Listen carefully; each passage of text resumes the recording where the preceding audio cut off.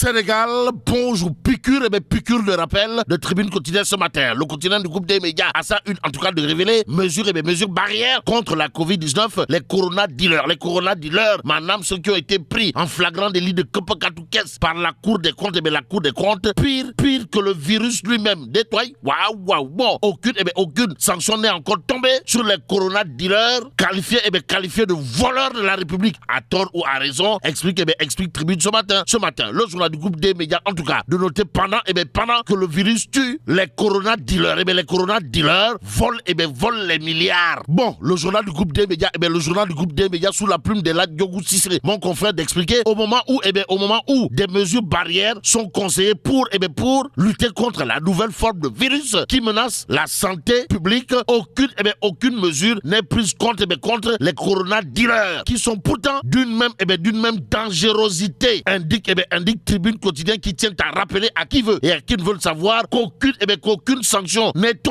encore tombée sur les corona dealers qui continuent de narguer les populations. Bon, restons avec Tribune Quotidien qui nous informe que par le biais de son mandataire Ayib Daffé en l'occurrence Sonko, Ousmane Sonko, comprenez Pros, ou la porte du Bourroc dépose sa caution. La CDC déchire le chèque que retenir autour de cette histoire. Sinon Ayib Daffé a déclaré avoir reçu la quittance validant la participation de Sonko à la présidentielle à venir aussi. Il avait déjà reçu sa quittance de dépôt, nous livre Tribune Quotidien, le journal du groupe des médias. De souligner en tout cas ce qu'a tenu à dire à haute et intelligible voix Sawai Matar Diop, chargé de la communication de la CDC, à savoir l'attestation définitive devait être remise après vérification. En attendant de savoir, histoire de comprendre mais qui trompe qui. Vox Populi pour sa part de révéler à ça une dépôt de caution pour la présidentielle de 2024. La CDC reçoit le chèque de Sonko avant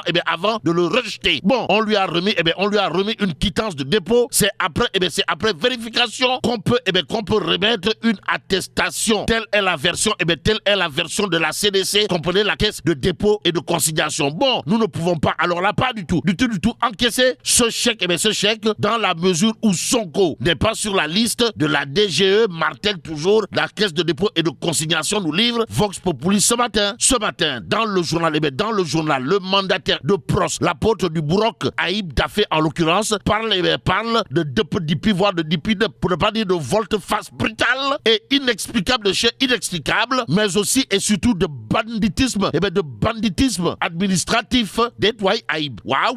Bon, restons toujours avec Vox Populi qui nous livre ce qu'a tenu à dire également à haute et intelligible voix, c'est-à-dire la main sur le cœur, maître Ciré Clédor Ly, à savoir Ousmane Sonko. Ousmane Sonko est toujours juridiquement électeur et éligible. Bon, au chapitre justement de l'actualité du côté de la caisse de dépôt et de consignation, retenons l'autre information de Vox Populi, à savoir une dizaine de candidats déjà déposé leur caution. Il est question de qui exactement?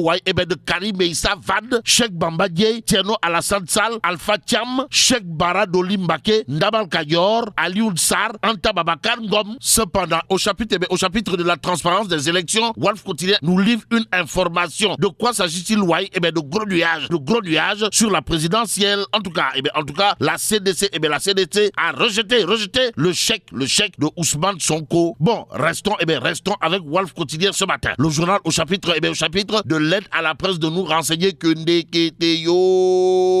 Ndeketeyo, Maître Moussa Bokar Thiam, plus que c'est de lui qu'il s'agit, asphyxie totalement, pour ne pas dire complètement et voire carrément Walf. Asphyxier Walf au nom de qui ou de quoi? Quoi qu'il en soit, Sawai, Maître Moussa Bokar Thiam refuse catégoriquement de décaisser les 50 millions de francs CFA du groupe Walfadjri, informe Walf Quotidien ce matin. Il convenait de lire dans le journal que le ministre foule au pied les instructions de la hiérarchie. En attendant, l'observateur nous amène à l'Assemblée nationale, histoire de nous renseigner du débrief d'un show marathon. Ainsi, il est question pour le journal du groupe Futur Média d'expliquer pourquoi les nombreuses observations et suggestions sont rarement prises en compte fait, une réserve de 50 milliards de francs CFA pour la prise en charge des dernières demandes. Voilà ce que nous livre l'Observateur L'Obs ce matin. Ce matin, il y a l'As quotidien qui, au chapitre de la fin du marathon et du standing ovation, sans oublier des débats de haut niveau et des fleurs de l'opposition et du pouvoir, de nous livrer ce qu'il y a lieu de livrer. De quoi s'agit-il, Wai? Eh bien, de Moustapha Ba, qui met tout le monde d'accord, eh bien, révèle clairement et nettement l'As quotidien. Le journal de relever ce qu'a tenu à dire ça, Wai, monsieur le ministre des Finances et du Budget, Moustapha Ba, en l'occurrence, à savoir, il vaut mieux débattre que de se débattre. Bon, Biram Souleye Diop, président du groupe parlementaire Yehui Askadui, n'a pas manqué de dire, d'après l'As quotidien, que c'est un régal de discuter, eh bien, de discuter avec monsieur le ministre des Finances et du Budget, Moustapha Ba, en l'occurrence, d'où notre intérêt de prendre le Témoin quotidien ce matin. Le journal, en tout cas, de révéler que Ndeketeyo, la superstar, pour ne pas dire la méga star à la clôture de la session budgétaire, c'est Moustapha Ba, c'est Moustapha Ba et c'est Moustapha Ba. Pendant ce temps, l'association des maires du Sénégal pose cette doléance, en tout cas, pour une amélioration de la situation. Tribune quotidienne nous révèle que l'association des maires du Sénégal réclame Raking Tak Taf Taf et Jody Jody la révalorisation du statut du maire. Ou le box, sommes-nous tentés de dire. Que retenir sur ce sujet? Sinon, ce que nous livre Tribune quotidienne sous la plume de Pape Moussa Traoré. Le journal, en tout cas, d'indiquer la réunion d'hier à Dakar du bureau de l'association des maires du Sénégal en vue d'examiner l'ordre du jour portant sur le rapport d'activité pour la période de janvier à novembre 2023 d'une part et de dégager des perspectives d'autre part a été une aubaine pour les maires de réclamer la révalorisation du statut du maire. Les maires ont en tout cas félicité le président, le bureau et les engageants à poursuivre les efforts fournis en vue d'une meilleure prise en charge des préoccupations légitimes des maires, explique